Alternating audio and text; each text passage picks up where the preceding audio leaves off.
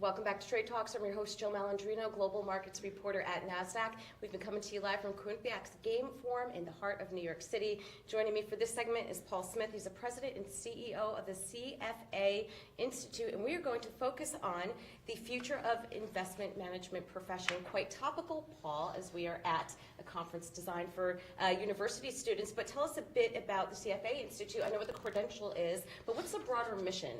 Yeah, great question, Jill. Thank you for asking it, because we are, as you indicate, better known for the credential, but we're a professional body, and those two things are linked, but they are different ideas. The credential is the entry ticket to being a professional.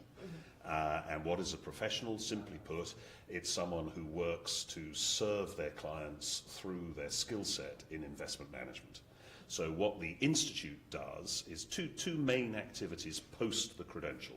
One is continuing professional development. So how do we help you as a professional stay on top of your game for all of your career? And secondly, what we call, broadly speaking, advocacy, which is working with policy formers, regulators, other interested parties to try to make the industry as supportive as it possibly can be of its prime objective, which is to help our clients achieve their financial goals. Now, we're just about 10 years post the financial crisis. How has the industry reestablished trust with their clients? How does it reestablish trust? Well, I think through this concept of professionalism. When you think about what a professional does, it's the core of professionalism is putting your client first. And the way you put your client first is by trying to invest with purpose, trying to understand what it is that your client wants from their money, and then deliver that to them. And that's how we rebuild trust, by making our clients feel that they're at the center of everything that we're doing, that we understand the purpose of their money to them, and that we are solely focused on delivering that purpose to them. Would you say that's the foundations of trust within the industry? I think it's absolutely fundamental to rebuilding trust within the industry, and that's no mean achievement. You know, the old cliche, unfortunately, carries some water. A reputation takes a lifetime to gain and a heartbeat to lose, and I think we're coming off a very low base, but we are making progress. There are lots of green shoots.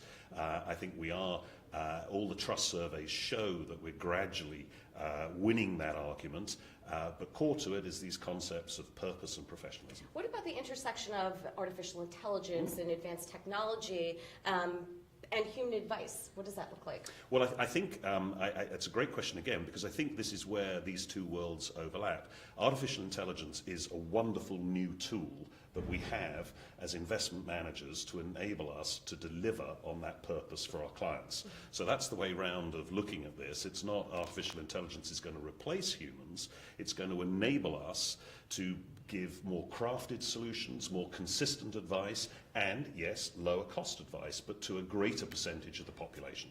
All right, now to wrap up, there's only 1,500 students, which is great to see the growth of attendance each year. What career advice would you give to be successful in the industry, and how does a CFA charter help with that?